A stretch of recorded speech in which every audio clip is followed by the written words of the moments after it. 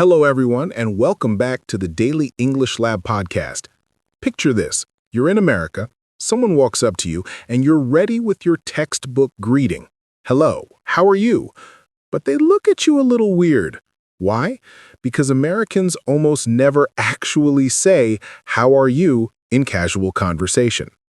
Instead, they say things like, "What's up? How's it going? What's good?" And if you respond with, "I am fine, thank you, and you," they'll definitely know you learned English from a textbook, not from real life. Here's the truth.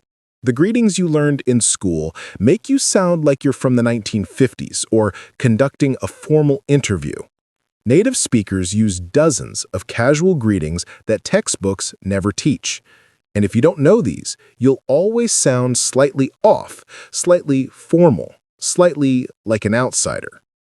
In the next 25 minutes, I'm going to teach you the real greetings Americans use every single day, how to respond to them naturally, and most importantly, when to use which greetings so you always sound perfectly natural. Ready to finally sound like a real American? Let's jump in. Hey everyone, welcome back to the channel. I'm your English coach, and I help non-native speakers master real conversational English, not the formal textbook stuff that nobody actually uses. So here's what inspired this video. I was at a coffee shop last week, and I overheard someone say, "How are you today?" to the barista. Perfectly polite, perfectly grammatical, but it sounded so stiff and formal that everyone could tell English wasn't their first language. And I thought, nobody ever teaches the casual greetings that Americans actually use. Think about it. In your English classes, you probably learned, "Hello, how are you? I'm fine, thank you. And you?" Maybe, "How do you do?" if you had a very formal teacher. But when's the last time you heard an American actually greet someone that way in casual conversation? Probably never. Here's why this matters. Greetings are the first impression you make in every conversation. If your greeting sounds unnatural, it sets a tone that you're uncomfortable with English. But if you use the same casual greetings that native speakers use, you immediately sound more confident, more natural, and more like someone who really knows English. Today, I'm going to break down American greetings into 5 categories. First, the ultra-casual greetings you use with friends and peers. Second, the medium casual greetings that work in most situations. Third, the professional greetings for work contexts. Fourth, the response patterns that sound natural. And fifth, the regional variations that are specific to different parts of America. This is going to be 25 minutes of pure, practical English that you can start using immediately. No theory, no grammar explanations, just real phrases that real Americans use every day. Before we get started, I want to know, what greeting do you currently use when you meet someone in English? Drop it in the comments. I'm genuinely curious how many of you are still using "How are you?" versus more casual alternatives. And if you want to finally sound natural and confident in English conversations, smash that subscribe button and hit the like button. I make videos like this every week to close the gap between textbook English and real English. All right, let's learn how Americans actually greet each other. Let's start with the most casual greetings, the ones Americans use with friends, family, classmates, and anyone they're comfortable with. These are the greetings you hear constantly, but probably never learned in school. Ultra-casual greetings are important because they signal that you're relaxed, friendly, and confident in English. When you use formal greetings in casual situations, you create unnecessary distance. You sound like you're being interviewed rather than having a conversation. But when you match the casual energy with a casual greeting, you fit in right in. The mistakes learners make with casual greetings are pretty consistent. First, they avoid them completely because they think they're slang or incorrect English. Wrong. These are standard American English. Second, they use them but with the wrong tone or energy, making them sound sarcastic or forced. Third, they mix formal and casual incorrectly, like saying, "Hey, how do you do?" which sounds bizarre. Here are the most common ultra-casual greetings. Let's go through them one by one. What's up? This is probably the single most common casual greeting in America. You can say it to friends, coworkers you're comfortable with, classmates, anyone in your age group. The response isn't a detailed answer. Usually people just say, hey, or not much, or what's up, back. It's more of a greeting than a real question. Example, you run into a friend at the mall. Oh, hey, what's up? Not much, just shopping. You? Same, just killing time. How's it going? This is slightly more conversational than what's up, but still very casual. Americans use this constantly. The typical response is, good, how about you? Or just pretty good, or can't complain. Example, you see a coworker in the break room. Hey, how's it going? Good, good, just needed some coffee. You? Yeah, same. What's good, or what's good with you?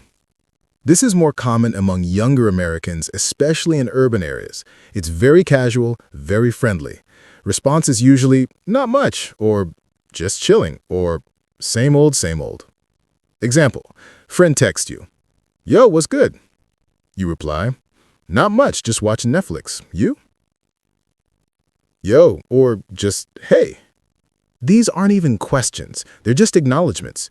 You see someone you know, you say, yo, or hey, and keep walking. Or you say it and start a conversation. Super casual. Example, you pass a classmate in the hallway. Yo. They say, hey, and you both keep walking. That's a complete interaction. Sup. This is what's up, shortened even more. Very casual, very quick, usually used when you see someone regularly and don't need a full greeting every time. Example, you see your roommate for the third time today. Sup. They nod and say, sup, back. Done. Notice how none of these are, how are you? Americans rarely ask, how are you, unless they're in a more formal setting or they genuinely want to know how you're doing because something happened. Let's practice these casual greetings. Imagine you're walking into class and you see your friend. Say out loud, hey, what's up? Now imagine they say, not much, you? You respond, same, just tired. Try another one. You run into a neighbor. Say, hey, how's it going? They say, pretty good, how about you? You say, good, thanks. Do this 5 more times with different casual greetings. Get comfortable with the rhythm and the casual tone. They shouldn't sound stiff. They should flow naturally. Think of casual greetings as verbal fist bumps, not formal handshakes. They're quick, friendly acknowledgments, not serious inquiries into someone's well-being. When you use them, keep your energy light and friendly. Don't overthink it. Just throw out a casual, what's up, or how's it going, and move on with the conversation. I remember my student Yuki from Japan who was struggling with this. She would walk into our group class every day and formally say, good morning, how are you today? I hope you are well. Everyone would smile politely, but it created this weird formal atmosphere. I pulled her aside and taught her to just say, hey everyone, what's up? The next class, she tried it. Hey guys, what's up? The energy in the room completely changed. People responded casually, joked with her, included her in conversations more naturally. Same person, same classmates, but the casual greeting broke down the formality wall. Quick question for you. Do you feel comfortable using casual greetings like, what's up? Or do they feel too informal or slangy to you? Let me know in the comments because this is a mental block a lot of learners have. Okay, so those are the ultra-casual greetings for friends and peers. But what about situations that aren't super casual, but also aren't formal? Like meeting a new coworker or talking to a neighbor you don't know well. That's where medium casual greetings come in, and they're essential for most everyday interactions. Medium casual greetings are your safe default for most situations. They're friendly and warm, but not overly casual. They work with people you've just met, colleagues you're still getting to know, service workers, neighbors, basically anyone where you want to be friendly but not super informal. These greetings are crucial because they're the most versatile. You can use them in probably 70% of your English interactions. They won't make you sound too formal like, how do you do? And they won't make you sound too casual like, sup. They hit that perfect middle ground that works almost everywhere. The mistakes with medium casual greetings usually involve tone and context. First, people use them with the wrong energy, making them sound either too perky or too flat. Second, they overthink which one to use and end up hesitating. Third, they follow up with overly formal language that clashes with the greeting. Let's go through the main medium casual greetings you need to know. Hey, how you doing? This is different from hello, how are you? The hey makes it more casual and friendly. You can use this with colleagues, acquaintances, service workers, pretty much anyone. The standard response is good, how are you? Or I'm good, thanks, you? Example, you arrive at work and see a colleague in the elevator. Hey, how you doing? I'm good, thanks, how are you? Pretty good. Ready for the meeting? As ready as I'll ever be. Good morning or good afternoon. These are classics that work in most situations. They're warm, friendly, and appropriate for almost any context. You can add someone's name to make it more personal. Good morning, Sarah. Example, you walk into a store. The employee says, good morning. You say, good morning, how's your day going? They say, pretty good, thanks. Looking for anything specific? How have you been? This one is great when you haven't seen someone in a while. It shows you remember them and care about them. It's more genuine than just, how are you? Example, you run into an old coworker. Oh, wow, hey, how have you been? I've been good, it's been a while. How about you? Yeah, really good. Still working at the same place? Nice to see you, or good to see you. These work great when you see someone you know, but don't see regularly. They're warm and friendly without requiring a detailed catch-up. Example, you see a former professor on campus. Professor Jones, good to see you. Oh, hi, good to see you too. How are your studies going? Really well, thank you. How are things? This is a nice variation that feels less automatic than how are you. It invites a slightly more detailed response, but doesn't require one. Example, you're at a networking event. Hi, I'm Mark. How are things? Pretty good. I'm Jennifer. First time at this event? Yeah, actually. You? How's your day going? Or how's your week been? These are great because they're specific. They show you care about more than just an automatic greeting. People often give more genuine answers to these. Example, you're chatting with a coworker on Friday. Hey, how's your week been? Honestly, exhausting. But it's Friday, so I'll survive. You? Same. Looking forward to the weekend. All right, we've covered casual and medium casual. But there's one context where you absolutely cannot mess up your greeting, and that's professional settings. Using the wrong greeting at work or in business situations can make you seem unprofessional or immature. Let's talk about professional greetings. Professional greetings are what you use in business contexts, formal events, with superiors, with clients, in interviews, and any situation where you need to make a polished, professional impression. These are slightly more formal, but still warm and approachable. In professional settings, your greeting sets the tone for how people perceive your competence and professionalism. A too casual greeting can make you seem immature or unprofessional.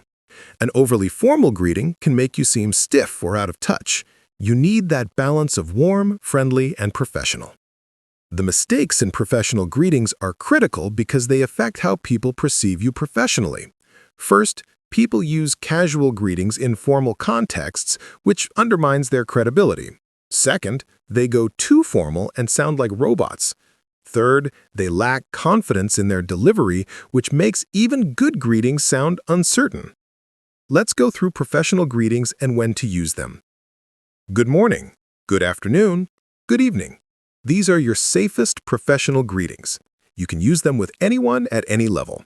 They're polite, clear, and appropriate, often followed by the person's name or title. Example, you arrive at a client meeting. Good morning, Mr. Thompson. Thank you for meeting with me today. Good morning. Please have a seat. It's nice to meet you, or it's a pleasure to meet you. These are essential for first meetings in professional contexts. They're warm, polite, and show respect. For subsequent meetings, you say, it's good to see you again. Example, job interview. You shake hands. Hello, I'm Sarah Chen. It's nice to meet you. Nice to meet you too, Sarah. I'm David Miller, the hiring manager. Please come in. How are you today?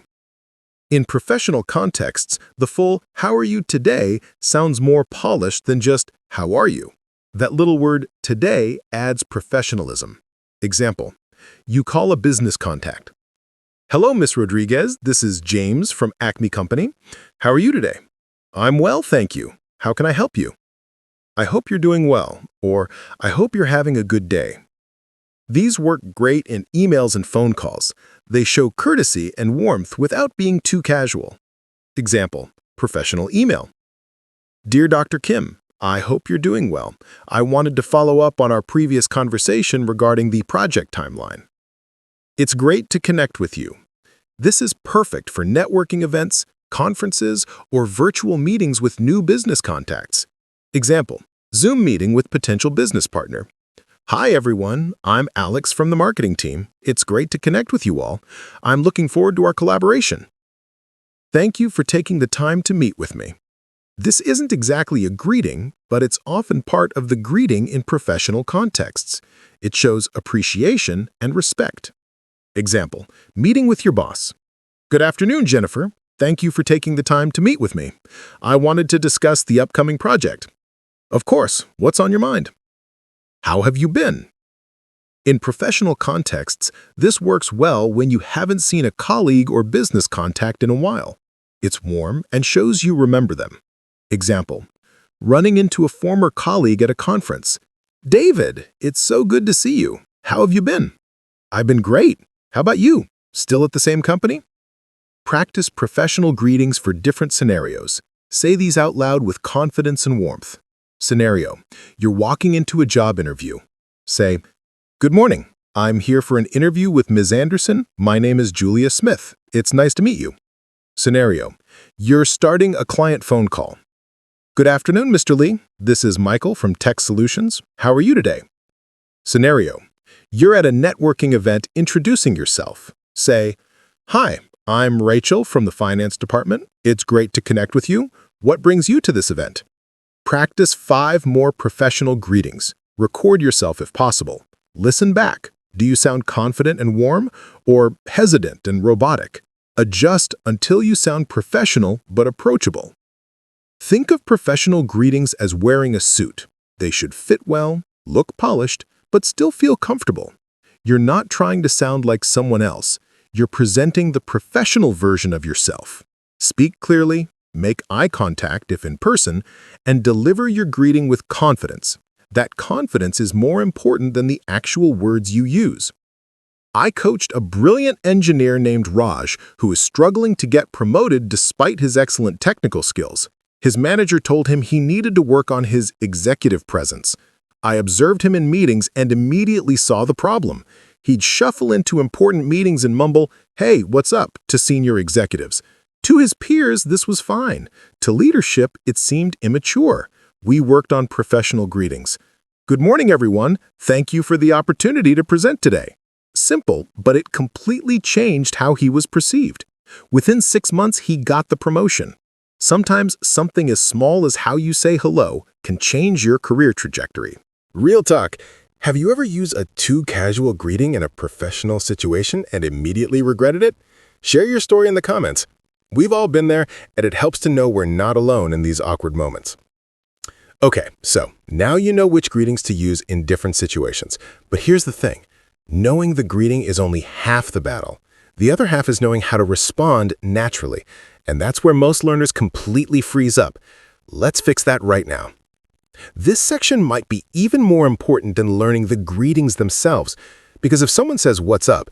and you respond, "I am fine, thank you," and you've just revealed that you learned English from a textbook.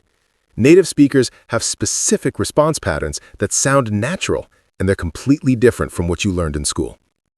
Your response to a greeting is often longer and more substantial than the greeting itself. It's where the conversation actually starts. If your response sounds unnatural or robotic, it creates awkwardness and makes the other person feel like they're talking to a language learner rather than just having a normal conversation. The response mistakes are huge. First, people give the textbook response, "I am fine, thank you," to every greeting, which sounds incredibly formal. Second, they answer "what's up" literally, giving a detailed account of what they're currently doing. Third, they don't return the question, making the conversation one-sided. Fourth, they over-answer, giving way more information than the situation calls for. Let me break down natural responses to each type of greeting. When someone says, "What's up?" you don't give a literal answer. These are the natural responses. "Not much. What's up with you?" This is the classic, probably the most common. "Hey, what's up?" You can just return the greeting. This works perfectly. "Nothing much, just chillin'." Bit more casual and friendly. Same old," implies everything is routine and normal. "Not a lot. What's good with you?" Friendly and inviting further conversation. Notice none of these are "I am fine, thank you." That would sound bizarre in response to "what's up." When someone says, "How are you?" or "How's it going?" the responses are different. "Good. How are you?" Simple, standard, works everywhere. "I'm doing well, thanks. You?" Slightly more formal, good for professional contexts. "Pretty good, can't complain. How about you?" Casual and friendly. "Great, thanks for asking. How are you?" Warm and appreciative. "I'm all right. How about yourself?" Neutral, works in any context. Good, you?" Very casual, often used when you see someone regularly. When someone says, "How have you been?" because they haven't seen you in a while. "I've been good. How about you?" Standard and friendly. "Pretty good. Keeping busy. How have you been?" Shows you've been active. "Really well, actually. It's been a while. How are things with you?" Enthusiastic and warm. Good. A lot has happened. How about you?" Sets up further conversation. When someone says, "How's your day going?" or some other time-specific questions, "It's going well, thanks. How's yours?" Polite and warm. "Pretty good so far. Yours?" Casual and friendly. "It's been busy, but good. How about yours?" More detailed, but still concise. "Can't complain. How about you?" Very American response. Here's the pattern. Almost every response includes returning the question. Americans expect this. If someone says, "How are you?" and you say, "Good," and stop, it feels incomplete. You need to add, "How are you?" or "and you," or "How about you?" Let's practice these response patterns. I'll say a greeting. You respond out loud with a natural answer. I say, "Hey, what's up?" You say, "Not much. What's up with you?" I say, "How are you today?" You say, "I'm good. Thanks. How are you?" I say, "How's it going?" You say, "Pretty good. Can't complain." You. I say, "How have you been? I haven't seen you in forever." You say, "I've been great. How about you?" Do 10 more of these. Mix up your responses. Get comfortable with the rhythm. Response, return the question, flow into conversation. But Sarah is smart. She knew that motivation wouldn't last, so she created a system. She decided she would run every single morning at 6 a.m. Just 10 minutes. That was the commitment. 10 minutes. The first week was hard. Really hard. Sarah's legs hurt, she was out of breath, she wanted to quit. But she kept her commitment. 10 minutes every morning at 6 a.m. Week 2 was a little easier. By week 3, 10 minutes felt almost natural. So she increased it to 15 minutes. Month after month, Sarah kept running. Same time every morning, 6 a.m. She didn't run extra on days when she felt good. She didn't skip on days when she felt tired. She ran exactly what she planned to run. No more, no less. Consistency. After 6 months, Sarah was running 30 minutes every morning. After 1 year, 45 minutes. After 18 months, she ran her first marathon. Not fast, not competitive, but she finished. And you know what? She's still running every single morning at 6 a.m. 5 years later. It's just part of who she is now. Now, think about your English. Maybe right now you can only practice for 10 minutes. That's okay. Start with 10 minutes. Be consistent and watch what happens over time. You don't need to be a genius. You don't need unlimited time. You just need to show up every single day. What did Sarah do right? She started small, 10 minutes, not 60 minutes. She picked a specific time, 6 a.m. She didn't let her feelings dictate her actions. On bad days, she still ran. And most importantly, she was patient. She didn't expect results in 1 week or 1 month. She trusted the process. This is exactly what you need to do with English. Start small, pick a specific time, don't let your feelings control you, and be patient. Results take time, but if you're consistent, they will come. I promise you that. One more story. This one is about a student of mine named Diego. Diego was from Mexico, and he wanted to work for an international company. But his English was terrible, really terrible. He could barely introduce himself. Diego came to me and said, "I need to be fluent in 6 months." I told him, "That's not realistic, but if you're consistent, you can make incredible progress in 6 months." So we created a plan. Every single day, Diego would practice English for 30 minutes, 15 minutes in the morning, 15 minutes at night. He would listen to the same English podcast episode every day for 1 week. He would repeat sentences out loud. He would write 3 sentences in his journal. Diego was consistent. Not perfect, he missed some days, but he never missed 2 days in a row. And after 6 months, he had an interview for his dream job. The interview was completely in English, and he got the job. Was Diego fluent after 6 months? No, not fluent, but he was good enough. He could have a conversation. He could understand most of what people said. He could express his ideas clearly. And that's because he was consistent. Diego is still my student. It's been 2 years now. And now he is fluent. He conducts business meetings in English. He gives presentations. He even dreams in English sometimes. All because he showed up every single day. All right, let's get practical. How do you actually stay consistent with English practice?